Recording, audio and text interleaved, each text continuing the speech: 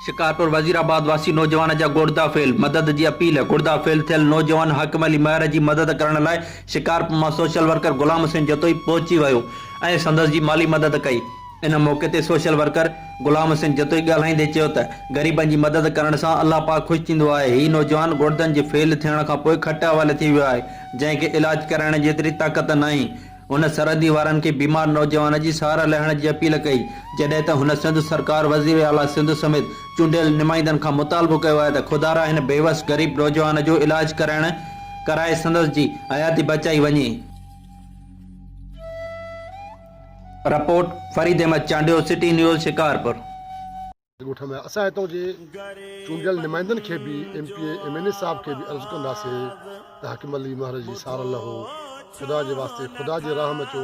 ही ज़ात पात कंहिंजी न आहे, इंसान थी इंसान ज़ात जे लाइ सोचो। ऐं मां त हितां जा जेके इंसान हक़ूक़ जूं तंज़ीमूं आहिनि ऐं जेके इंसान ज़ात सां मुहबत कनि था उनखे बि हथ वधी अर्ज़ु कंदुमि त थोरो थोरो हिकिड़ो 40-50 माण्हू जेको बि आहे मिसाल पसगरदा या शहर किथां बि उहो जेकॾहिं 5-10 हज़ार असां करे ॾींदासीं, थोरो थोरो करे डोनेट करे ॾींदासीं त हिन जो घर जो बि चुल्हो हलंदो। ॾिसो अॻु में त हिन जी घर जी हालात ठीक न आहे।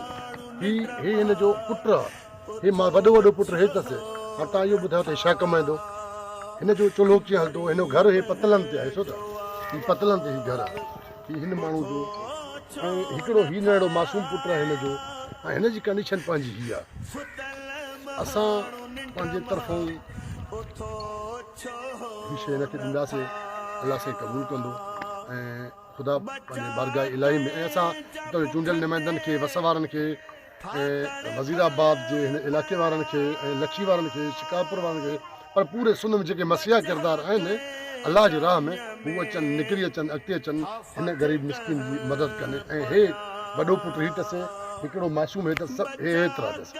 ही मासूम घर जी कंडीशन तव्हां ॾिसो था त ही घर जी कंडीशन तव्हां हेॾे ॾेखारे सघो था। हाणे माना तव्हां इहो कंडीशन लॻायो त हिन वटि छा हूंदो। हिन वटि खाइण जेतिरी बि वसियत कोन्हे का, सम्झ नी, हिन वटि खाइण जेतिरी बि वसियत कोन्हे का। त हाणे अलाह साईं हिन जी मदद कंदो। मदद करण वारी ज़ात अलाह जी आहे। ऐं इहे असां आहियूं, असांजा कुझु मसीहा किरदार दोस्त आहिनि। असां अर्ज़ु कयोसीं दोस्तनि खे बि त बाबा हीअ बुज़ुर्ग थी आहे, हिन ग़रीब मिसकिन जी थोरी मदद करण जो अलावा हीअ हिकिड़ो ज़रियो आहे असां अॼु पूॼूं था।